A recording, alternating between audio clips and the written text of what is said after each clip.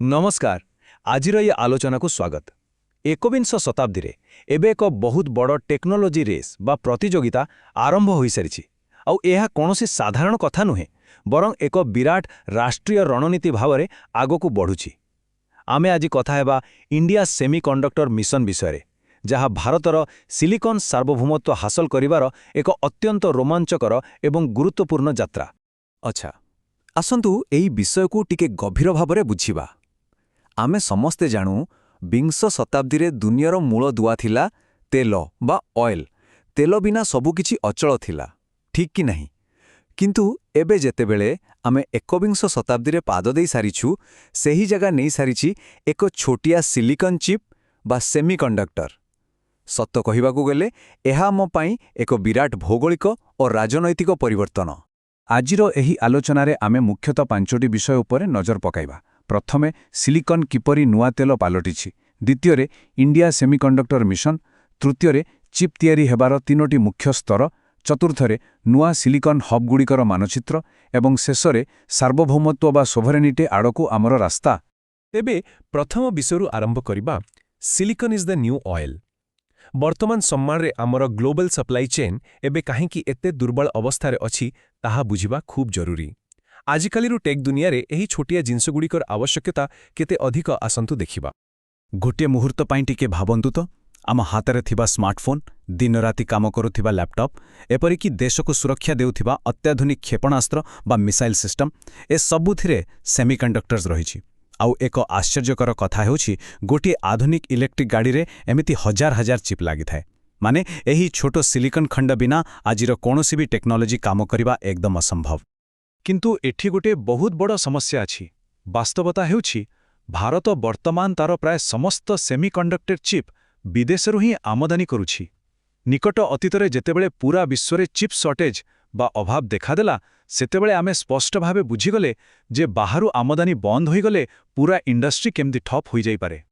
ठीक अछि, एबे आसंतु द्वितीय भाग को जीवा, दि इंडिया सेमीकंडक्टर मिशन। आमे केमिति केवल जने कंज्यूमर बा ग्राहक होई न रही निजे क्रिएटर बा निर्माता हेबा दिगरे पाद बढ़ाउछु ताहा एई ठारू ही आरंभ हेउछि। एठारे सबुठारो गुरुत्वपूर्ण कथाटी होउछि आत्मनिर्भरशीलता।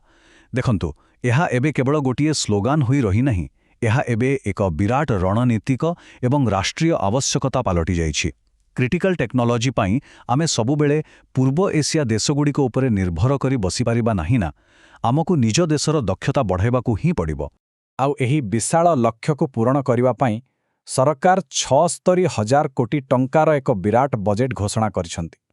थरे भाबंतु एते बड़ अर्थराशिर विनियोजक सीधा सड़क प्रमाण करुछि जे निज माटीरे गोटिए स्ट्रंग चिप इकोसिस्टम तैयारी करिबा पाई एहा केते गंभीर पदक्षेप।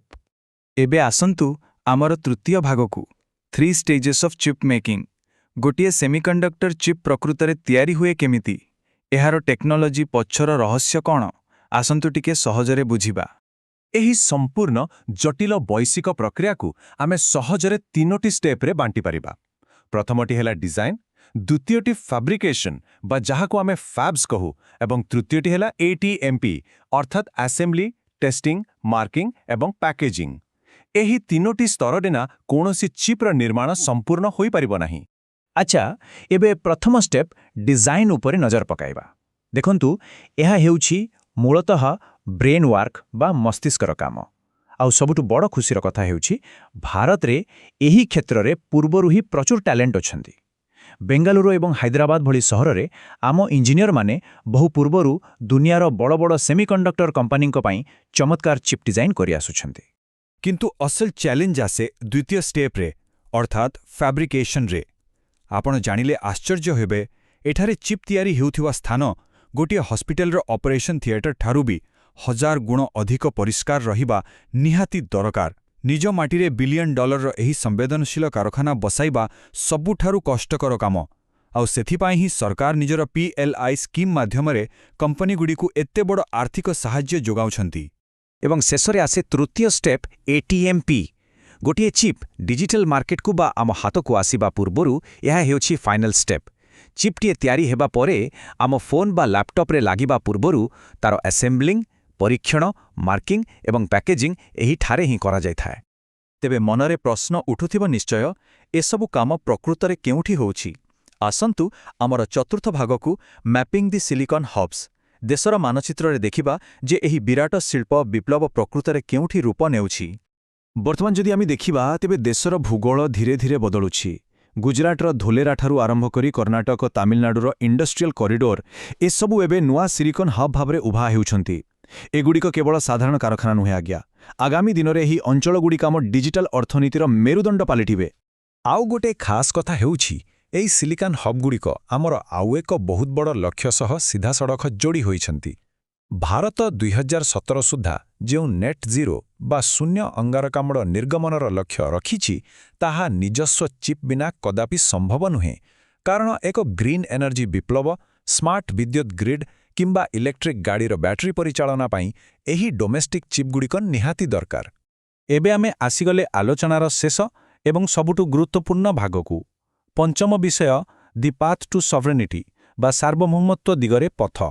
ସବୁ ମିଶାଇ ଦେଖିଲେ ଏହି ମିଶନ ଆମର ସୁରକ୍ଷିତ ଭବିଷ୍ୟତ ପାଇଁ କାହିଁକି ଏତେ ନିର୍ଣ୍ଣାୟକ, ଆସନ୍ତୁ ଜାଣିବା।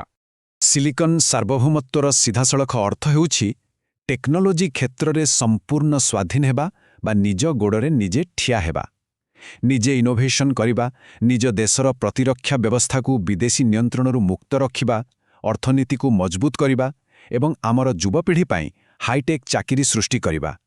ସହଜ କଥାରେ କହିଲେ, ଯେତେବେଳେ ବି କିଛି ନୂଆ ଟେକ୍ନୋଲୋଜି ଦରକାର ହେବ, ଆମକୁ ଆଉ ବାହାର ଦେଶଗୁଡ଼ିକର ମୁହଁ ଚାହିଁବାକୁ ପଡ଼ିବ ନାହିଁ। ଏହା ନିଶ୍ଚିତ ଭାବରେ ଏକ ବହୁତ ବଡ଼ ସ୍ୱପ୍ନ ଆଉ ସମ୍ଭାବନାରେ ଭରା ଏକ ନୂଆ ଯାତ୍ରା। କିନ୍ତୁ ଆଜିର ଏହି ଆଲୋଚନା ଶେଷରେ ମୁଁ ଆପଣମାନଙ୍କ ପାଇଁ ଗୋଟିଏ ବଡ଼ ପ୍ରଶ୍ନ ଛାଡ଼ି ଯାଉଛି।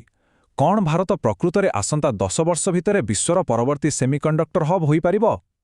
ଏହା ଉପରେ ନିଶ୍ଚୟ ଚିନ୍ତା କରନ୍ତୁ ଆଉ ଦେଖିବାକୁ ବାକି ରହିଲା ଏହି ଟେକ୍ନୋଲୋଜି ବିପ୍ଳବ ଆମ ଭବିଷ୍ୟତକୁ କେମିତି ସମ୍ପୂର୍ଣ୍ଣ ରୂପେ ବଦଳାଇ ଦେଉଛି। ଆଜି ଆମ ସହ ଯୋଡ଼ି ହୋଇଥିବାରୁ ଅନେକ ଅନେକ ଧନ୍ୟବାଦ।